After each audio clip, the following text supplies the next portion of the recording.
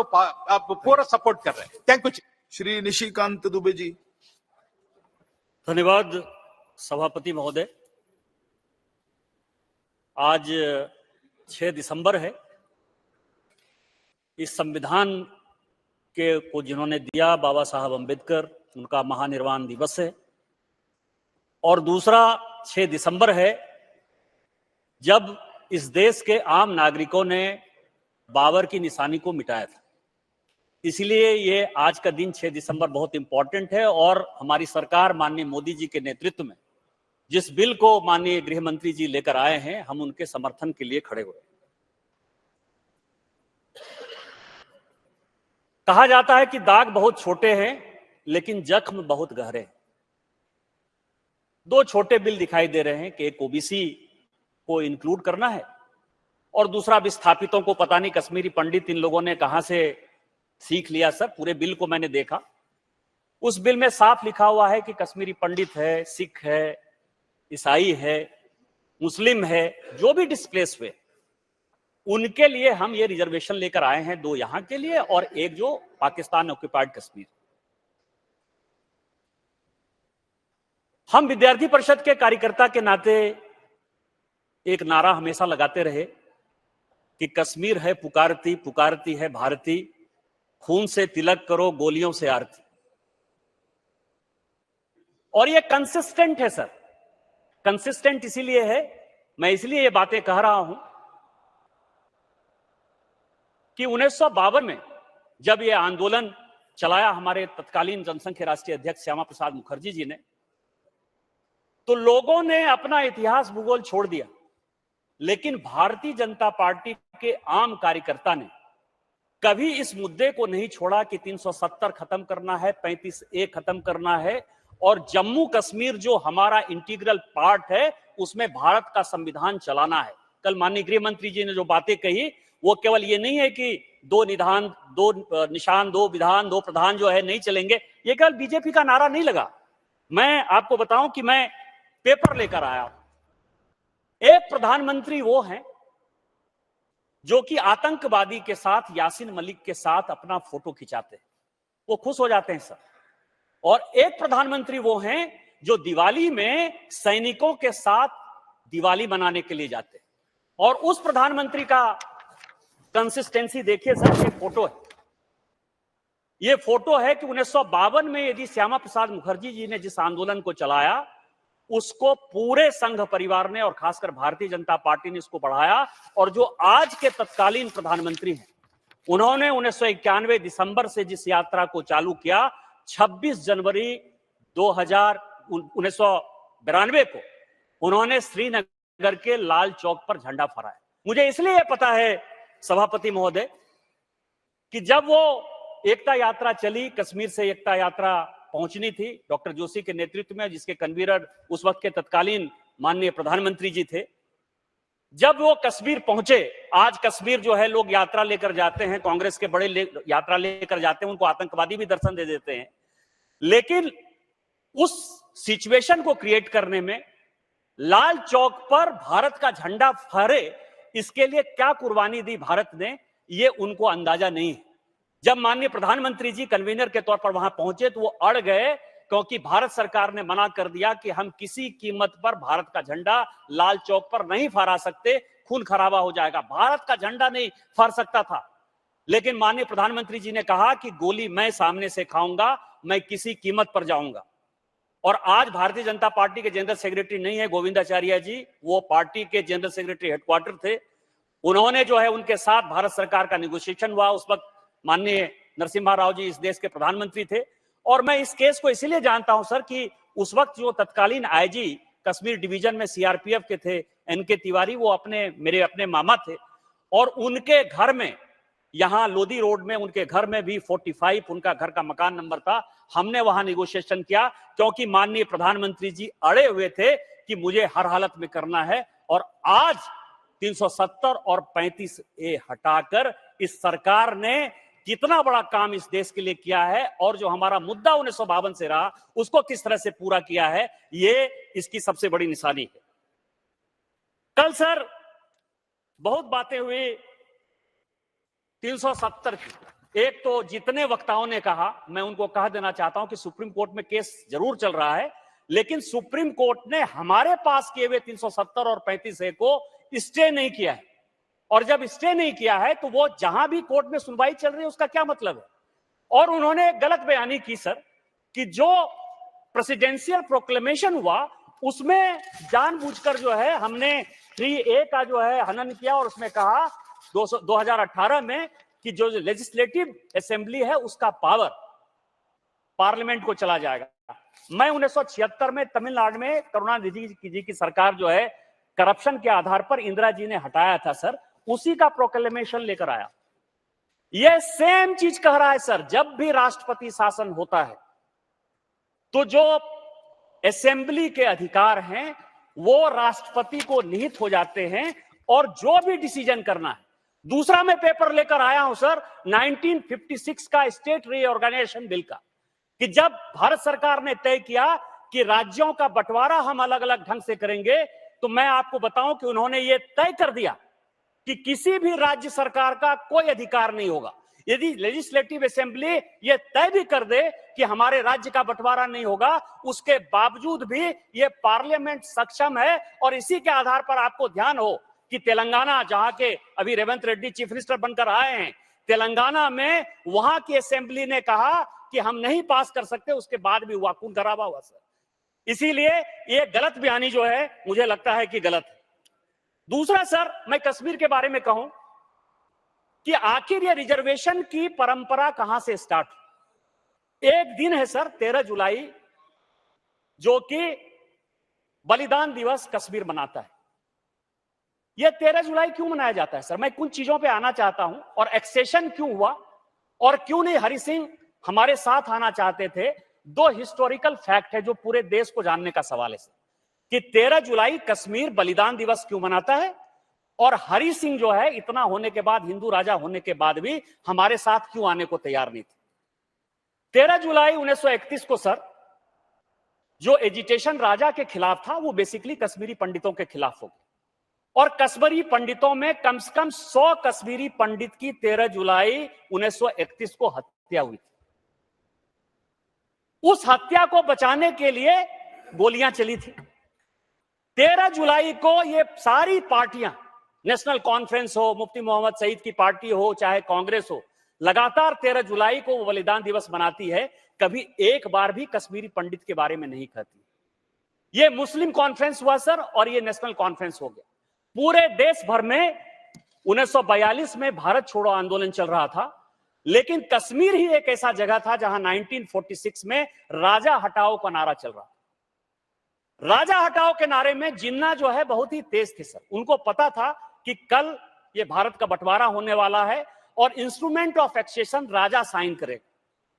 नेहरू जो है राजा हटाओ नारे का, कहते हैं कि नेहरू का ब्लंडर क्या है, मैं उसके बारे में बताता हूं कि नेहरू का क्या ब्लंडर है।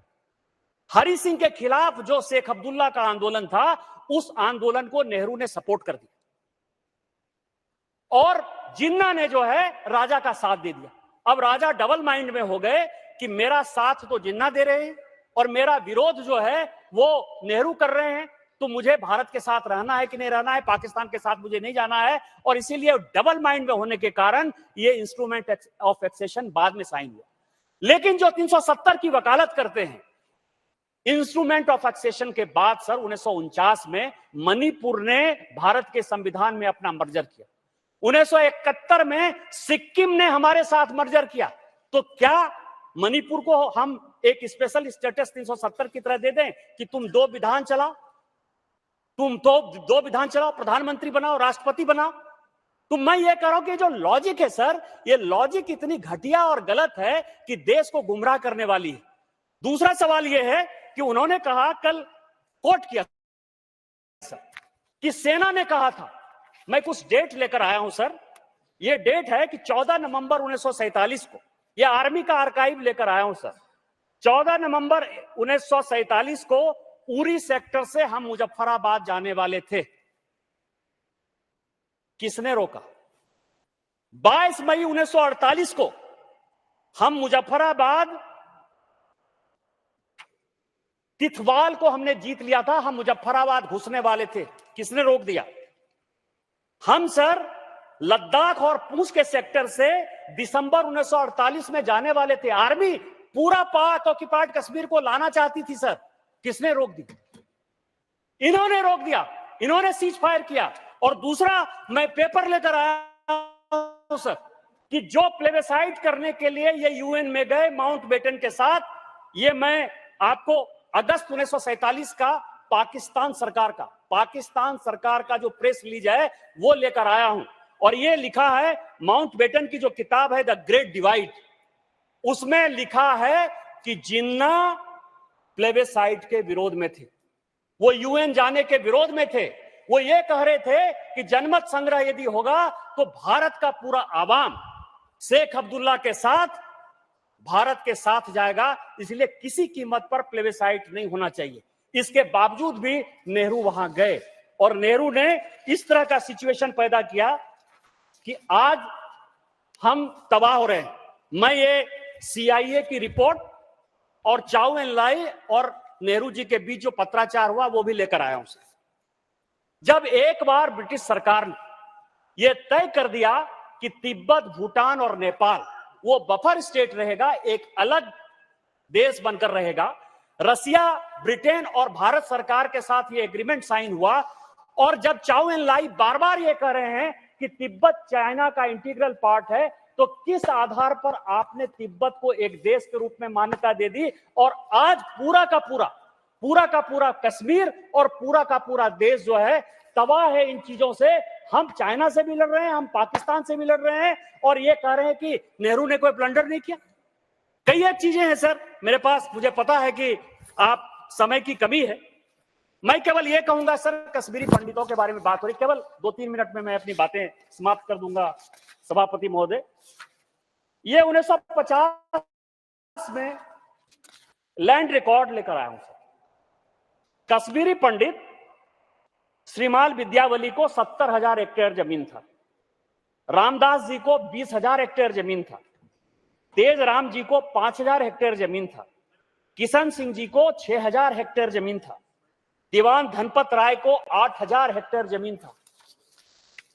जो कश्मीर में जिस कश्मीरी पंडित या हिंदुओं के पास पूरा का पूरा जमीन का अधिकार था, आज आपने उसको विस्थापित कर दिया और आप उसके बारे में कह रहे हैं कि आप उनको रिजर्वेशन दे रहे हैं, आप उनको दे रहे हैं। कश्मीरी पंडित माइग्रेट हो गए, उनके बारे में आप सोचने को तैयार नहीं है।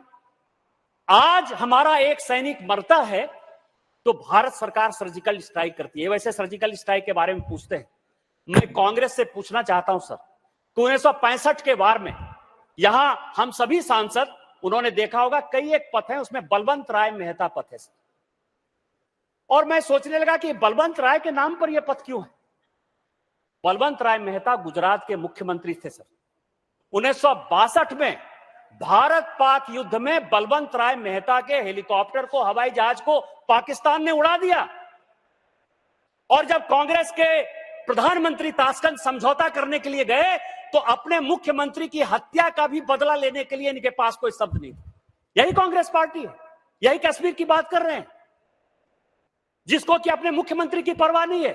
बलवंत राय मेहता के नाम पर एक स्टैच्यू नहीं है, बलवंत राय मेहता के बारे में एक स्कॉलरशिप नहीं है।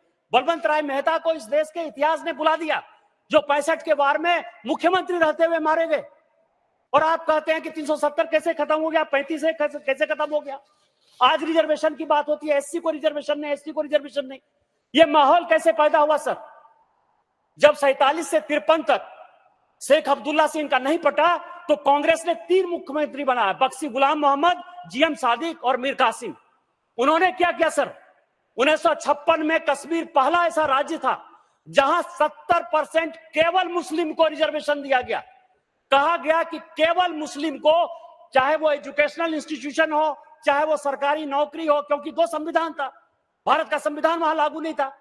और जब सब सारे मुस्लिम को आप रिजर्वेशन देंगे तो आप माइग्रेशन की स्थिति पैदा करेंगे कि नहीं करेंगे? 370 और 35 से खत्म होने के बाद भारत का संविधान वहां लागू हुआ कि नहीं हुआ? आपको माननीय प्रधानमंत्री जी को जवाब देना चाहिए कि नहीं देना चाहिए? इसके बदले इन्होंने क्या किया सर? 2010 में टास्क फोर्स बना दिया। और टास्क फोर्स क्या बनाया कि आप उसके ऑटोनॉमी की बात करिए, मैं भारतीय जनता पार्टी का स्टेटमेंट लेके आया हूं। एल के आडवाणी, सुषमा स्वराज, अरुण जेटली जी और एस अहलूवालिया, उन्होंने कहा कि एक टास्क फोर्स बनाकर तुम हुर्रियत कॉन्फ्रेंस जैसे उग्रवादी तत्वों को, गिलानी जैसे तत्वों को आगे बढ़ा रहे हो। इन्होंने केवल कश्मीर के साथ राजनीति की सर, राजनीति इतनी की कि जिस फारूक अब्दुल्ला के साथ ये आज रहे हैं, फारूक अब्दुल्ला साहब कैसे मदद कर रहे हैं उनकी पार्टी, कहते हैं कि वॉशिंग पाउडर में जो है पार्टियां धुल जाती हैं। शेख अब्दुल्ला के मरने के बाद फारूक अब्दुल्ला चीफ मिनिस्टर बने सर, उन्होंने उसके घर को तोड़ दिया। गुल शाह को जो है इन्होंने मुख्यमंत्री बना दिया और पूरे कश्मीर में एनार्की ला दी।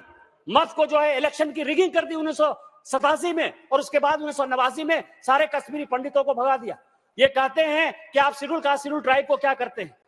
हम केवल प्रधानमंत्री, राष्ट्रपति का आर्टिफिशियल चेहरा नहीं दिखाते हैं। इनकी जानकारी के लिए आज जो CIC है, जो चीफ इंफॉर्मेशन कमिश्नर है इस देश का, समरिया, वो शेड्यूल कास्ट हैं, और जो CAG हैं GC मुर्मू, वो शेड्यूल ट्राइब है। हमने कोई राजनीति के लिए नहीं कहा, हम शेड्यूल कास्ट और शेड्यूल ट्राइब को उसका सम्मान देना चाहते हैं। मैं राष्ट्रपति और प्रधानमंत्री की बात नहीं करता हूं। ये केवल 1 मिनट सर, ये जो झूठी बातें कहते हैं, लंबा लंबा कहने लगे, जातिगत रिजर्वेशन होना चाहिए, हम मुख्यमंत्री बनाते हैं। आज तो भूपेश बघेल जी हट गए, अशोक गहलोत जी हट गए, अब आपके पास जो चीफ मिनिस्टर है रेवंत रेड्डी है, ये क्या बैकवर्ड है? आपके पास जो चीफ मिनिस्टर है वो सुक्खू है, वो क्या बैकवर्ड है? आपके नाना ने 1961 में कहा कि किसी कीमत पर जो है OBC का रिजर्वेशन नहीं होना चाहिए। मंडल कमीशन जब लागू हुआ तो इसी हाउस में राजीव गांधी ने उसका विरोध किया, और आज जो है, और सीताराम केसरी एकमात्र जो है OBC का इनका अध्यक्ष सीताराम केसरी हुआ सर, जिसका धोती खोलकर इन्होंने बाहर कर दिया। इसीलिए ये बैकवर्ड की बात गलत है, रिजर्वेशन की बात गलत है। जो भी ये बिल लेकर आई है, हम माननीय प्रधानमंत्री जी के नेतृत्व में इस बिल का समर्थन करते हैं और सदन से आग्रह करते हैं कि इसको निर्विरोध पास किया जाए। इन्हीं शब्दों के साथ जय हिंद, जय भारत। जी, मेरा सम्मानीय सदस्य दुबे जी के भाषण पर एक ही, वो विनायक जी से कह रहे हैं ना। एक मिनट सुनी तो सही, एक मिनट सुनी तो सही, आपके लिए भी अच्छा है। वो धोती खोलकर बाहर निकाला, वो शब्द अच्छा नहीं लगा उसको। आप अगर संविधानिक अरुण साहब, नो, आप जो बात कहनी है, आपके सहयोगी हैं, धोती खोलकर विनायक साहब को बोलने दीजिए। मेरी बात का जवाब तो उनको नोट बना के दे। मैंने जो सवाल